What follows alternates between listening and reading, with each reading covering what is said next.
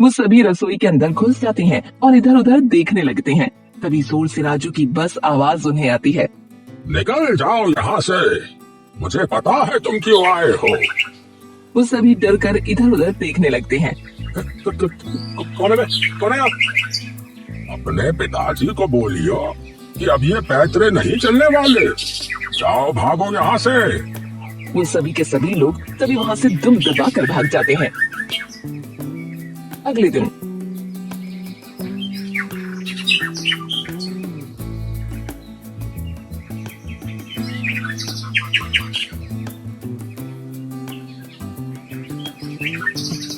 ये क्या हुआ? चिंता मत करो, कुछ नहीं हुआ है। कुछ लोग आए थे लेकिन मैंने भगा दिया। कौन लोग? वही जिन्होंने मेरा ढाबा भी बंद कर दिया था। अंबर का बेटा और उसके साथ 2 लोग। पर वे क्यों आए थे? तुम्हारे खाने के सामान में मिलावट करने के लिए, ताकि तुम्हारे ढाबे का नाम गांव में बदनाम हो जाएगा। हाँ, जब ढाबा खुला था तब उसके पापा मुझे धमकी भी देकर गए थे। यह पुरानी आदत है उसकी। तो आपका ढाबा उसने बंद करवाया था? हाँ, जब मैंने अपना ढाबा खोला था तो वो भी शुरुआत में खूब चला, लेकिन जब अंबर के ग्राहक कम हो गए तो उसने एक दिन न जाने कैसे मेरे खाने के सामान में मिलावट करवा दी, जिसकी वजह से लोगों को खूब दिक्कत आ गई। उन्होंने जाके मेरी फरियाद सरपंच से कर दी और फिर मेरा सिर्फ ढाबा बंद नहीं हुआ, बल्कि मेरे और मेरे परिवार को इस गांव से निकाल दिया गया। और गरीबी की हाय मुझे ऐसी लगी कि कुछ सालों में मैं भी। हे भगवान!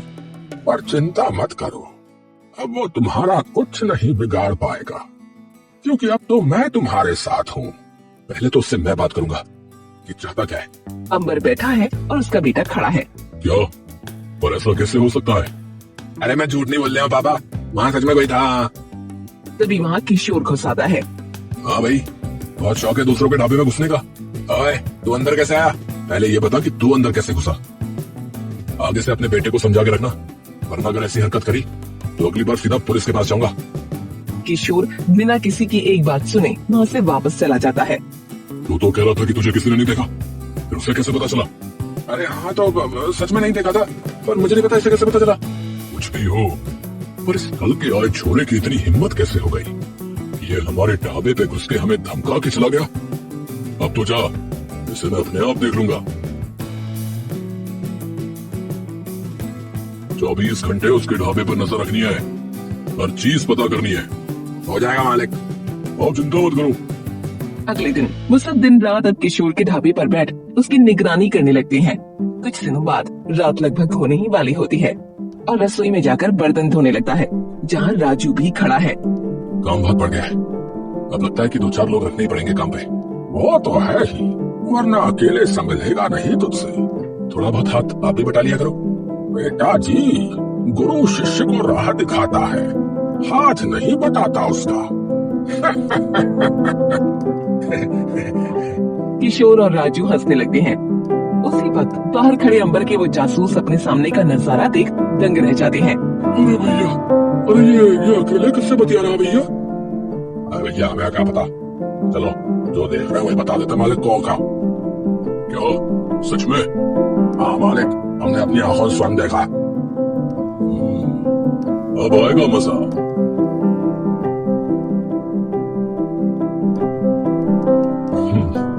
इन्हीं का इंतजार था।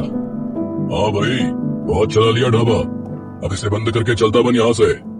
ओहो, मैं तो डर ही गया। आखिरी चेतावनी है, फिर मत बोलियो कि मैंने बताया नहीं। मुझे सब पता है कि कौन सा भूतिया ढाबा चला रहा है तू। ये बात अगर लोगों को पता लगी तो कोई नहीं आएगा तेरे इस ढाबे पे। किशोर कुछ देर चुप रहता है। और अगर ये बात लोगों को पता लगी कि कैसे आपने राजू का ढाबा बंद करवाया और वही चीज आपके बेटे ने मेरे ढाबे के साथ करने की कोशिश की, तो फिर आपका क्या होगा? हाँ, किया मैंने और मेरे बेटे ने ये सब। और ये बात तेरी मानेगा कौन? कौन मानेगा? वक्त आने पे सब पता लग जाएगा। वो क्या कहा था आपने कि मेरे जैसे फूल खूब उगते और मुरझाते देखे, पर मैं फूल नहीं हूँ, पेड़ों पेड़। हाँ तो बस अपनी जड़ें कस के रखियो फिर, क्योंकि अब तूफान आने वाला, तूफान। किशोर की आंखों में आंखें डालकर मुस्कुराने लगता है। अगले दिन किशोर अपने ढाबे पर सुबह खाना बना रहा होता है कि तभी एक इंसान वहाँ आता है। हाँ भैया किसो भाई, सरपंच जी ने तुम्हें पंचायत में बुला भैया। लेकिन क्यों? हाँ भैया हाँ ना बताओ, वही से पूछियो। ठीक है। किशोर अपने बगल में देखता है। उसी अंबर का दिया धरा है सब। कोई नहीं। किशोर छाती तान कर वहाँ से चल देता है।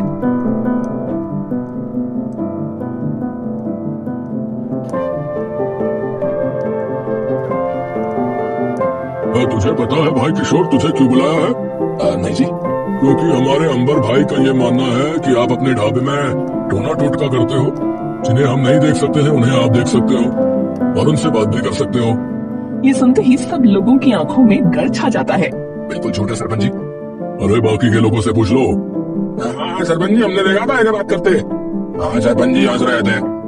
अरे कोई सबूत है इसका कि तुमने देखा था? हाँ भैया हमने अपनी आंखों से देखी।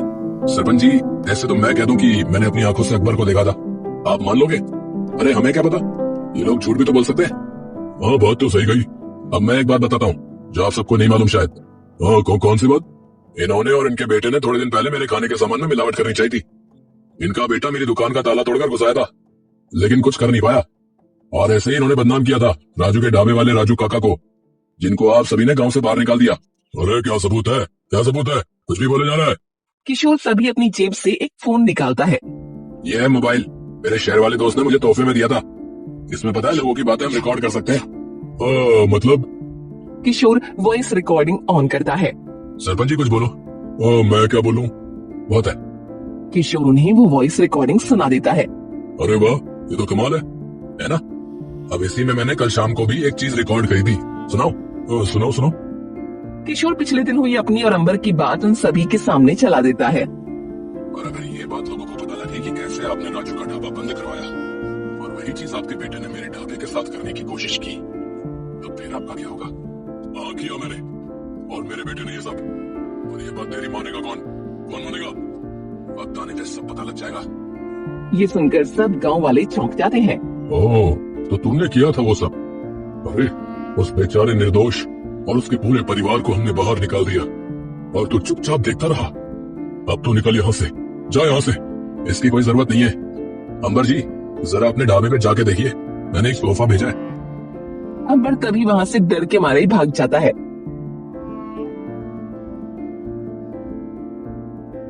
और अपने ढाबे को देखता है कि वहाँ कई सारे पुलिस वाले और सरकारी अफसर मौजूद हैं।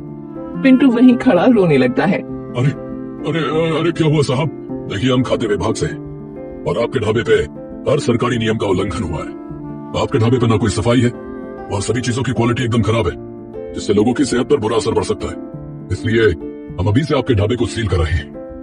अरे नहीं, अरे ऐसा मत कीजिए।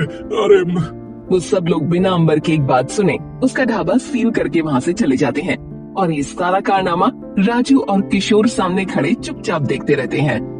बेटा कमाल कर दिया।